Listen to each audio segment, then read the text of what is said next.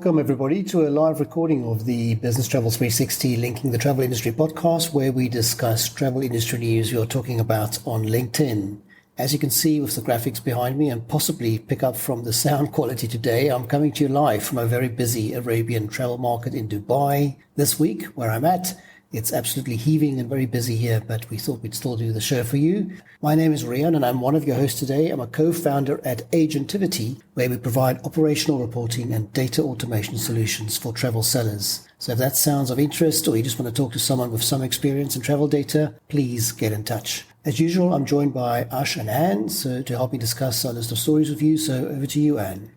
Welcome, everybody. I'm Anne. I'm an independent consultant with LeapShift and happy to help you with anything related to distribution, such as airline retailing, one order, NDC, and much more. Over to you, Ash. Hi, everyone. My name is Ash. I'm the host of a weekly business travel podcast called What's Up in Business Travel, where we give you the important updates in under 15 minutes. Additionally, I'm the Vice President of Client Success at Traxo, and this is Linking the Travel Industry.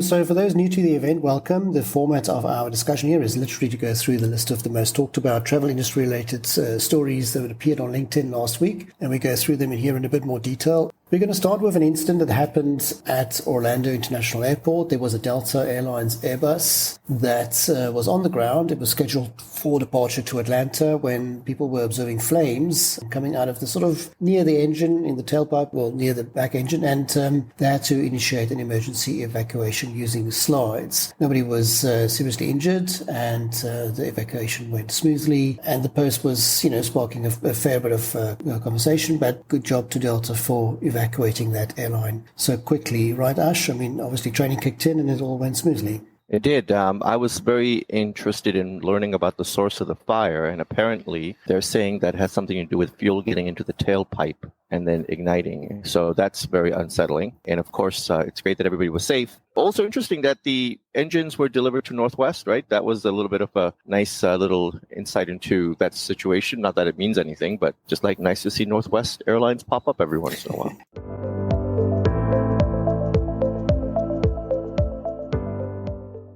Next story, interesting one for me. This is about the fact that the US FAA, or the Federal Aviation Administration, has mandated a fleet-wide fix for a certain range of Boeing 737s where the lavatory door latch becomes defective over time and people get stuck on the inside. Not the worst thing, I guess, that can happen to you, but obviously not the best position to be in. So, Ash, if they fix this, are you going to go back on flying the 737 then? I fly the 737, Rian. It's the MAX that's the issue. Sorry. So please be very, very aware of these plane types. Actually, funny information, but I don't lock the door on plane bathrooms. It's crazy that they have these many issues. Things we learn about Ash on this show, and it's incredible.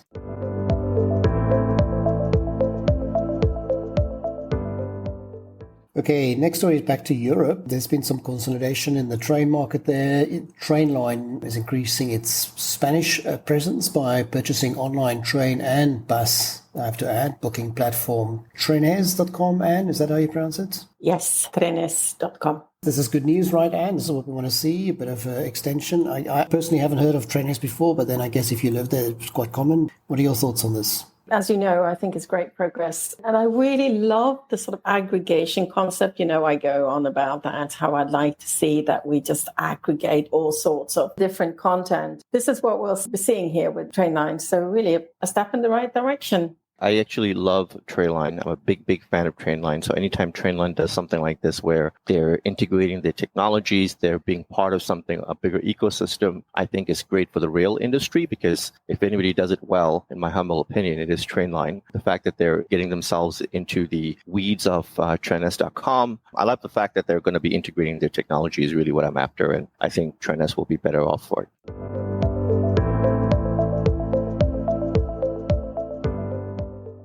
We have a story. Partnership Travel Consulting was in the news in a partnership with Traxo. As a result of the partnership, they can now audit airfares for both managed and unmanaged bookings made by their clients, which I personally found very interesting. I have to say that was an interesting read for me.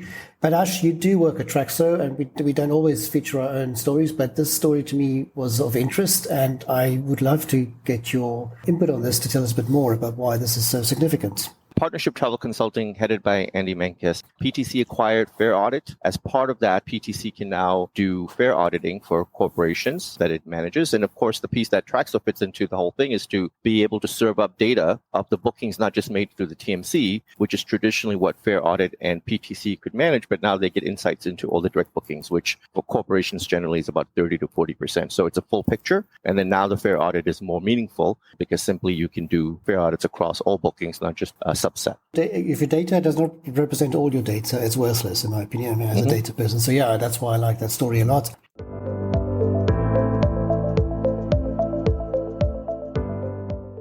The slide that I did prepare for those who are watching us with the ability to see the screen there is the news that the Chinese aircraft manufacturer Comac, which we also talked about last week, they have a launch customer for their wide-body aircraft, the C929. Unsurprisingly, that's Air China, but still it is good news for them. I know this was first called the CR99, and now it's just called the C99. I don't actually know why that is, but C99 is a bit better. But Anne, I mean, there's no surprises here, right? It does tell us this thing is going to fly, right? Absolutely. And as you know, I mean, I'm not an expert when it comes to aircraft, etc., but it's very interesting to follow all the comments on that post. I read all of them. Of course, you have, negativity, but you also have very interesting comments from very, very knowledgeable people. It's a good addition to the competition that we need here as well. Before we go on, we're not finished, but I just wanted to say thank you for those who are attending today. We really appreciate you giving us your time and supporting us with linking the travel industry. And the purpose here is not just to give you the news, but also to make sure as many of us are connected to one another as possible. So if you do feel like it, please give us a shout out in the comments. Tell us where you're listening from. We'll get your name on screen and get others to also connect to you. And we do love hearing from where you are listening from and obviously also seeing those comments. So don't hesitate, but thank you for giving us your time.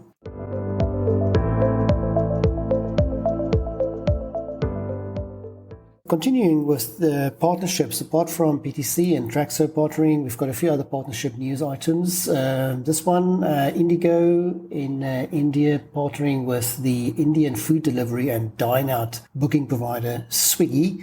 I love that name. I think that's a really nice name. And basically it's allowing the IndiGo members to use their points to book the stuff and vice versa. Ash, have you used Swiggy before when you were there?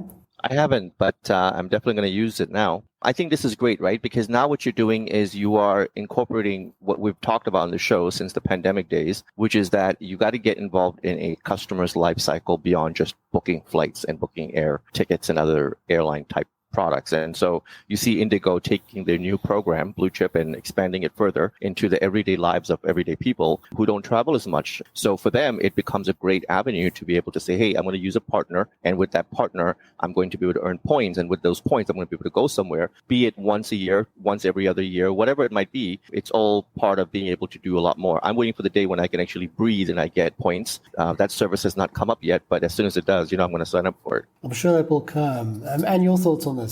Same as you. I love the name. And as you know, I mean, this is not new. If we actually look at Lufthansa and their relationship with the payback card in Germany, same sort of relationship. This is just so great to see. And I love it in this space where we haven't seen much of it before. So, made my week. It's an interesting remark Ashi made there about engagement with the customer outside of the flight, because I've just traveled here with an airline, and my post about it suggests the name was Fly Dubai, and I was quite impressed with their sales approach, the way they made you buy stuff, but it didn't feel pressured, right? It felt okay. But the problem is, once I'm done there and I leave the airport, they don't engage with me again, right? There's no further engagement, and they only do so again when I fly next time. So yeah, that's a good point to mention.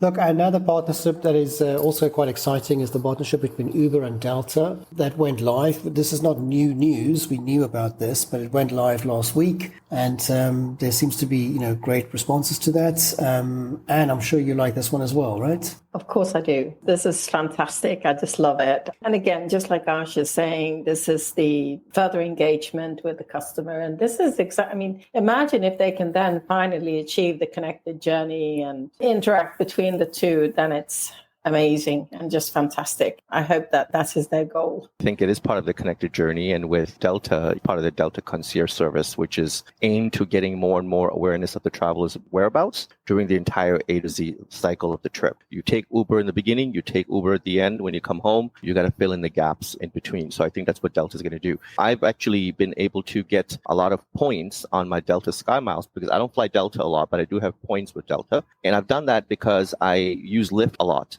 So with the partnership terminated between Delta and Lyft, I was kind of bummed out because now I'm like, hey, I'm not going to be able to get my SkyMile points, but yesterday connected my Uber account. And this might actually cause me, and this is the key that they're looking for, to use Uber more, which is what I might just do because I want my SkyMile points. And so the field of this partnerships and the way travelers navigate around them and to know all these things. So shameless plug, if you go to businesstravel360.com, on the points page, we have given you all the links that you need to connect the dots if you want to on that. So we do keep track of that for you. I can sell anything to Ash if I dangle some miles in front. That's the only way I live.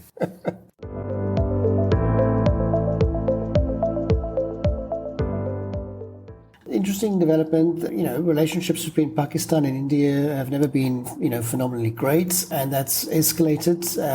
There is obviously more stories behind this as well. But one of the results of that escalating tensions is the fact that Pakistan has decided to close their airspace to Indian flight operators, and it's affecting quite a lot of flights. So major airlines, Air India, IndiGo, SpiceJet, they've been forced to reroute their flights that go to Europe and North America, the UK, etc. It results in longer flight times, increased fuel consumption, and potential fare increases. I did spot some interesting other stories about this. One in particular saying that, Pakistan is losing these overflight fees from the third largest and fastest growing aviation market in the world. So he hopes they know what they're doing because, of course, we've been talking about the growth and the explosive growth of the Indian air market. And so this must be, a major loss of revenue for Pakistan. Interesting development, Ash. I mean, where do you think this is going to go? Wow, this is a big story in itself, and I guess we're focused on the airspace close part of it. I think this is going to go on for a while. It is definitely going to be a long-term situation that's occurring. I do want to acknowledge that the incidences of this past week that occurred in a little town where 26 or 28, now maybe 30 tourists died in an incident that really was going after a group of people that had no way to protect themselves. And I find that to be very, very sad and quite depressing, actually, because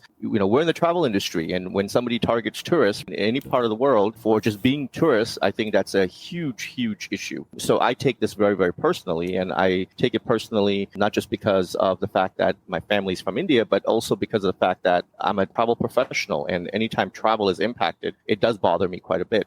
This is going to go on, Rian, to answer your question, for a long time. I don't see this being corrected anytime soon. I am very, very concerned about this situation. And your thoughts? Yeah, you actually already mentioned what was on my mind there, and that was the huge revenue for overflying Pakistan. I saw now that Air India had to do an unscheduled stopover on the way to Copenhagen. Of course, the impact is huge. I agree with Ash. It's just so sad. We're seeing more and more of these closures, and it's affecting our industry. And of course, it's horrendously sad when you attack innocent tourists, in any location. This is terrible, devastating.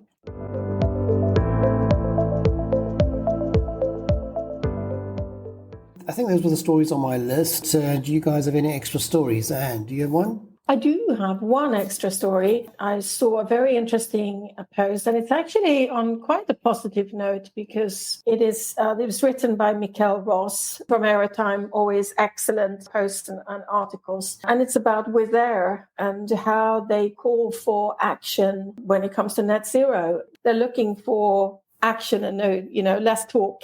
Cool. Ash, do you have an extra story or two for us? We all know that hotel companies have been launching business programs, right? So Hilton did theirs, Marriott did theirs. So now Omni has gotten to the game. So Omni has launched their new SME business travel product. And the goal of this product is for companies to be able to sign up and receive discounts of up to 9%, according to the article. But the whole idea is to shift bookings away from the regular channels of managed travel into the direct channels, which is what Omni is trying to achieve with this program. So Marriott is doing this, Hilton's doing this, and Wyndham is doing this. So now Omni's in the game. Good for them. And then the other story I want to mention that the Federal Trade Commission, FTC, is suing our friends at Uber. They're saying that Uber has deceptive billing and cancellation practices, and they're focused specifically on Uber's program called Uber One, where that program has gotten them billing people in the wrong cycles, maybe too early. Those kind of things have happened.